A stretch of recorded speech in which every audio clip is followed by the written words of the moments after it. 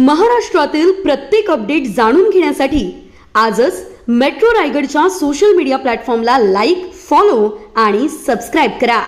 नाशिकमध्ये उघडकीस आलेल्या भोंदू अशोक खरात प्रकरणाने संपूर्ण महाराष्ट्रात संतापाची लाट उसळली आहे. या प्रकरणात समोर आलेल्या कथित शोषणाच्या धक्कादायक घटनांमुळे अंधश्रद्धा, बुवाबाजी आणि महिलांच्या सुरक्षेचा मुद्दा पुन्हा ऐरणीवर आला आहे. अंधश्रद्धा निर्मूलन समितीकडून विशेष तपास पथकाच्या मागणीसह राज्यभर कठोर कारवाईची हाक दिली जात आहे. पीडितांना न्याय मिळवून देण्यासाठी आणि अशा प्रवृत्तींना आळा घालण्यासाठी शासन काय पावले उचलणार याकडे सर्वांचे लक्ष लागले आहे. अंधश्रद्धा निर्मूलन समिती अलिबाग शाखेकडून कॅप्टन अशोक खरात या नराधमाचा तीव्र निषेध करण्यासाठी आम्ही जमलो आहोत.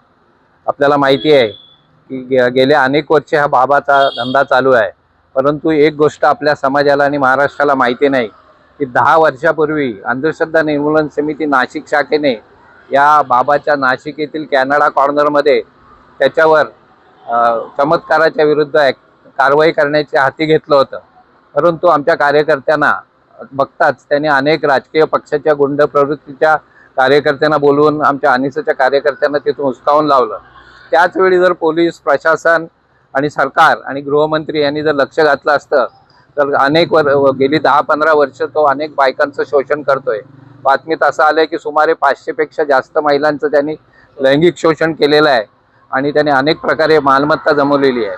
आमची मागणी अशी आहे की सरकारमधील शासनातील अधिकारी वर्ग जे असतील त्यांची कठोर चौकशी झाली पाहिजे. त्यांना देखील सहआरोपी करून शासन झालं पाहिजे आणि सरकारमध्ये असलेले मंत्री जर यामध्ये त्यांचा सहभाग असेल तर त्यांनी मंत्रिपदावरून राजीनामा दिला पाहिजे. त्याचबरोबर आम्ही रायगडच्या एसपीना अशी मागणी करतोय की रायगड जिल्ह्यामध्ये अंधश्रद्धा निर्मूलन समितीतर्फे पोलीस पाटील यांचं प्रशिक्षण घ्यावं. त्याच्यामुळे अनेक बुवा बाबा आपल्या जिल्ह्यात सुद्धा आहेत, परंतु पोलिसांकडून सुमोटो ॲक्शन घेतली जात नाही. त्यामुळे बुवा बाबांचा धंदा राजरोज चालू आहे. आम्हाला अनेक लोकांचे फोन येतात की इथे बाबा आहे, इथे भक्तीन खेळते, ती शोषण करते, परंतु ते त्या बाबांच्या भीतीने, दहशतीने पुढे येत नाहीत, लेखी तक्रार देत नाहीत. त्यामुळे अंधश्रद्धा निर्मूलन समितीची इच्छा असून सुद्धा अशा बाबांवर आम्हाला कारवाई करता येत नाही. धन्यवाद. Subscribe now and press the bell icon. Never miss an update.